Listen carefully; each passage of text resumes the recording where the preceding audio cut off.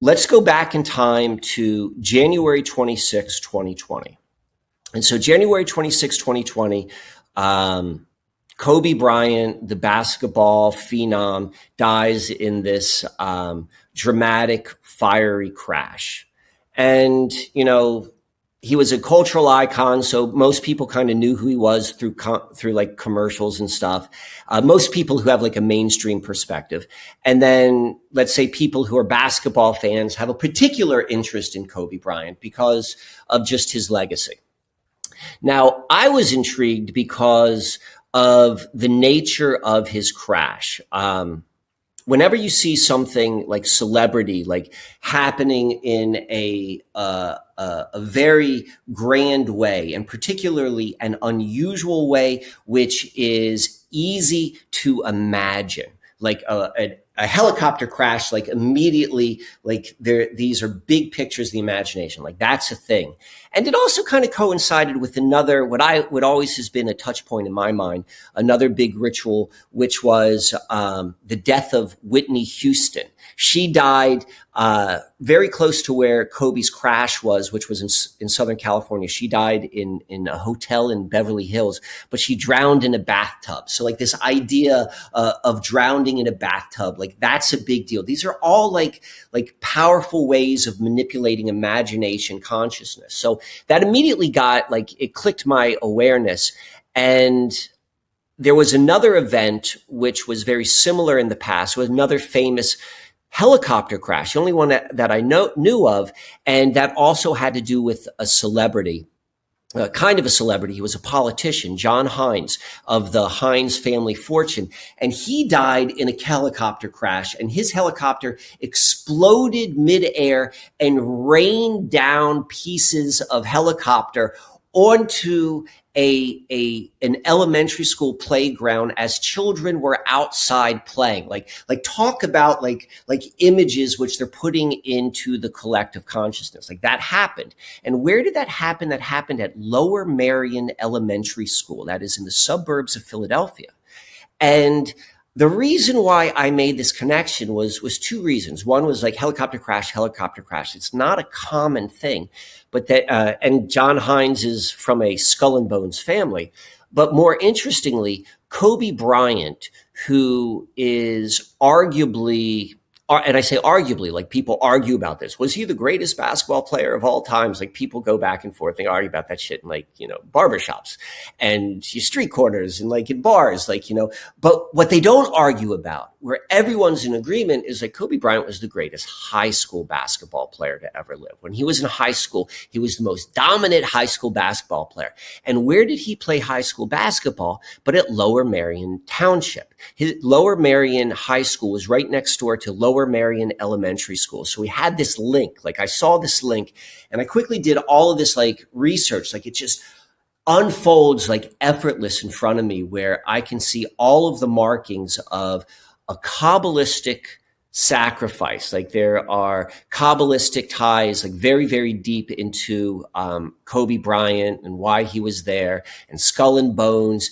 And it was pointing to a ritual, particularly like a sacrifice for a big ritual. And we had this conversation, and the theme, and I recommend for a listener, like, you're going to hear what we're talking about now. Go back and re-listen to that conversation and realize and listen to it with the knowing of what's going to be exposed as you and I continue right now. Right. It's like a month before COVID really got crazy, right? Or no, that was a year prior. No, it was then. So we recorded in like early February. So the thing happened in late January. We go and we record, and we're talking about like, this is a thing with all of these markings of a ritual, but we're like, I don't know what the ritual is. Like we never could describe why. We could just describe what was happening. And if you go, and I don't know if it was in the recording, but I remember this very, very clearly, was maybe we were talking about it like in the pre-recording or the wrap up. We're like, hey, what about this COVID thing? You think it's a thing? They're talking about it in the news. Like it was just starting to get steam. Right. And I So remember this just because my birthday is March 25th. And with my friend group in San Diego, my birthday was the first event to get canceled. There's another girl in our group whose birthday is like March 15th. We all went out for that birthday.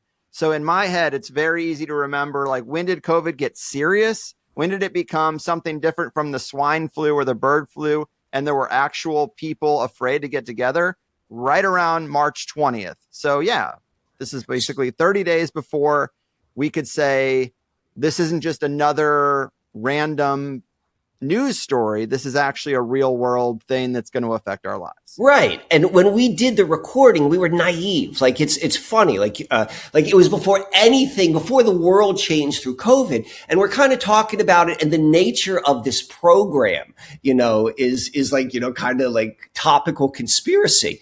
And to talk about that before it became anything, and then to talk about it in the context of like, hey, this big ritual, this big Cabalistic sacrifice just took place, like skull and bones, all these sort of things. So as you said, which is so like such a great setup, because you and I, like I sent you like an outline of what I want to talk about, but we didn't really talk about this. And you said you just randomly picked, like, the 28th came out, probably because you need to get your fifth one out at the end of your promise time, which Yes. indicates to everyone, like, you can throw the rules away. Like you don't necessarily have to go by the rules for things to still be successful. But so that happened. And was that date like the 222820? Like, I don't know about that. But what I do know is this. On about 2 weeks later, on March 13th, there was a state of emergency, like an official, like presidential decree that now everything shuts down. And the United States sets the theme. It's like when the United States shut everything down, now it was real and everything shut down. And that was on Friday the 13th. And then on Sunday was the 15th. 15th was the Sunday. And that is the Ides of March. Francis Bacon, the author of Shakespeare, wrote Julius Caesar. And that's where that famous line of like, beware of the Ides of March. And like, that's to me, like Friday the 13th, the Ides of March, like that's like when it became like real. Yeah. But I'm going to suggest, and you're going to understand why once we get to it, that the Corona ritual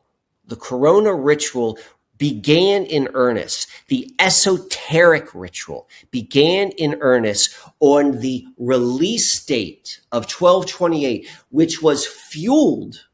It was fueled by like whatever like was the happenstance of what was going on in Greg's head. Like there was no plan on it. And that again, like goes back to that example of like one Austin collapsed and then another Austin came through. It's like this is just how it is. We are all part of this dance. So, okay. So Corona happens. You're like, why are you talking about Corona? That was like 2 years ago. We got World War III to worry about right now.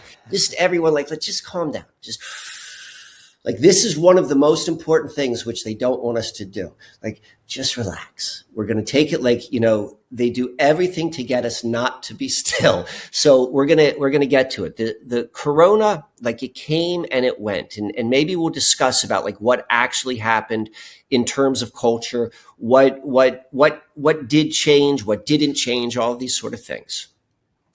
But this is where we want to go to. We want to go to the date of September 10th, 2023. So just 90 days ago. This is December 8th, as we're recording this right now. And so first off, like I just say September 10th, like September 10th is now one of those, that is a trigger date in all of our minds.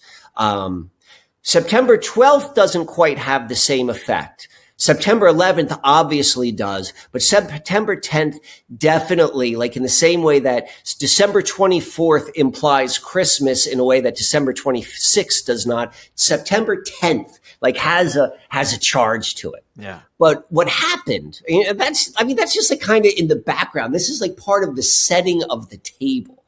So what happened on September 10th was tennis great Novak Djokovic wins the Men's United States Open Tennis Championship. You're like, so what?